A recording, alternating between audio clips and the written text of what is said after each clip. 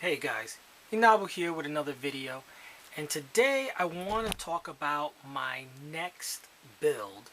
Since yesterday I was flying in an abandoned building and I crashed my trusty Iflight V3 frame that was running the Maytech F7 SE board.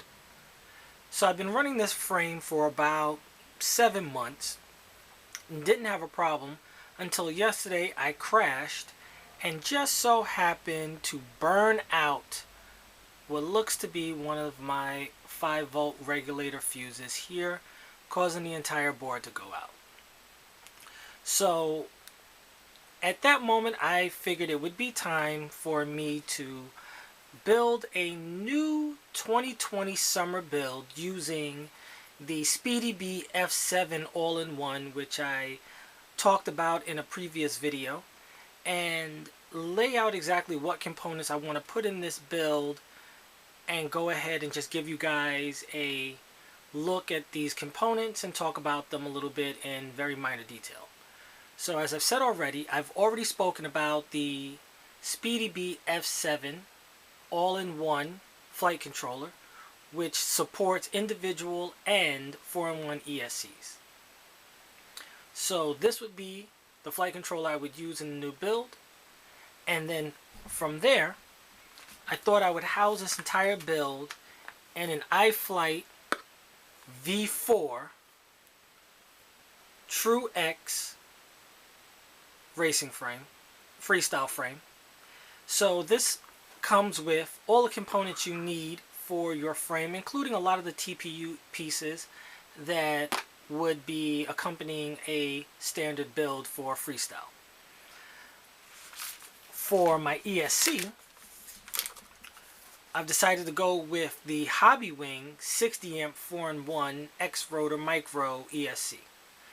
I want to talk about this further in another video, especially since the price on this has dropped on certain sites, including Race Day Quads, from its original $69.99 to now $50. So this definitely is a ESC that has been reviewed by many people before. It's been spoken about. I've heard really good things about it. One of my good friends flies this ESC, so I definitely want to give this ESC a try, since I'm going to go with a 4-in-1 ESC for this flight controller here.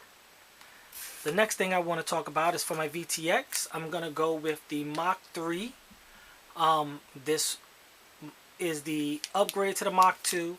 It does do 1 watt of VTX power, and it has multiple ranges of 25, 200, 600, and 1 watt.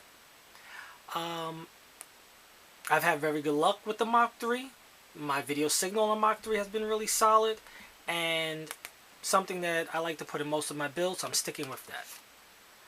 The next thing I want to talk about is the motors I'm going to be using, which are T-Motor's new Velox 2306.5. And these are 2306.5. Let's see if we can get a look on that. Come here, camera. I don't know how well that's showing up, but there we are. These are the 2306.5 2550 kV black iron edition of their Velox motors. Now these motors, I haven't tried them before. I typically fly a 2306-2500, and I have been flying the Samguk DYS budget series 2306s. These are their 2306 shoe 2500 kVs. I love these motors. For the pricing, these were at one point anywhere from $10 to $13 per motor. I've never had a problem with them. I don't think I've blown out maybe more than 2 of them in over a year, and that's because I was flying them really hard and I was crashing into concrete, grass, trees, you name it. But pound for pound, some of the best motors I've ever seen for the price. The new T-Motor Velox, these are ranging from $14.99 to $15.99 at different sites. They are 0.5 bigger on the stator size and 50 kV faster for my rotations.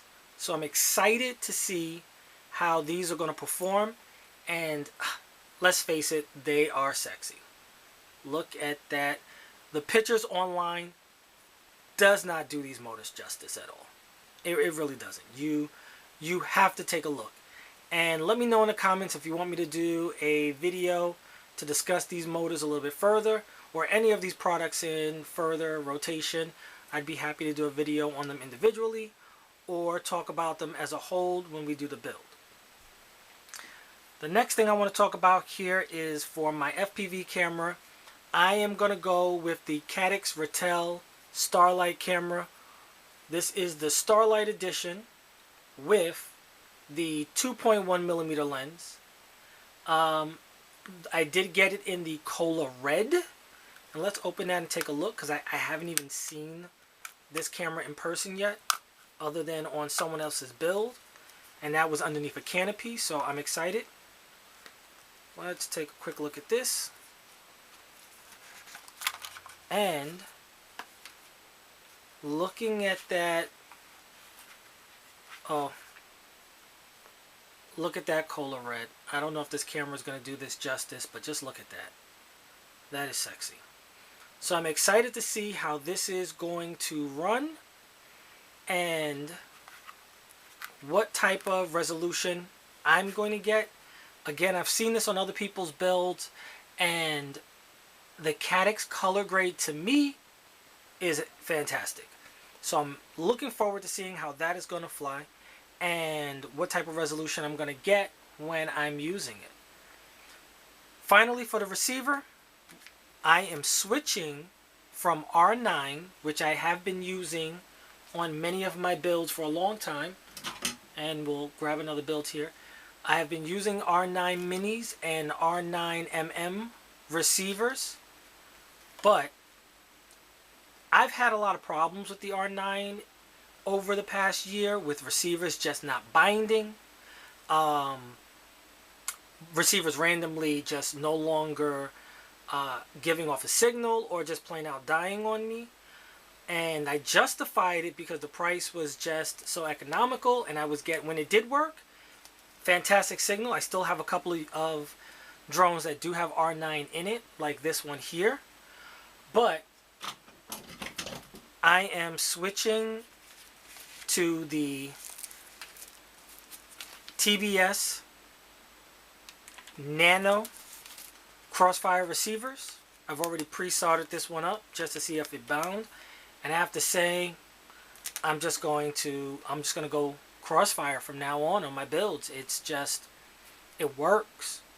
I had no problem. I wired it up, it flew, so Crossfire it is. And for the price now, with the difference being somewhere only between $5 to $10, $5 will get you, $5 less than a R9 receiver. For $25 will get you a Crossfire Nano with the standard wire antenna. For $5 more, $29.99 will get you that with their Immortal T. And I have to say, the quality on their current Immortal Ts is just fantastic.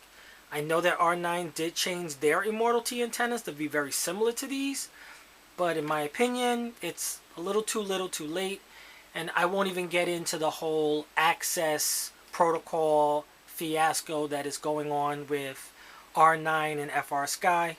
Let's just say I'm not a fan of it, so Crossfire it is. So there you have it. These are the components that are going to be going into a summer 2020 build. I'm very excited to see how this is going to go, and if anybody would like me to do more videos on exactly how that build is going to be and the status of the build from beginning to end, please put it in the comments below. As always, guys, please like, share, and subscribe, and let me know if you have any questions, and I will speak to you in the next video. Thank you.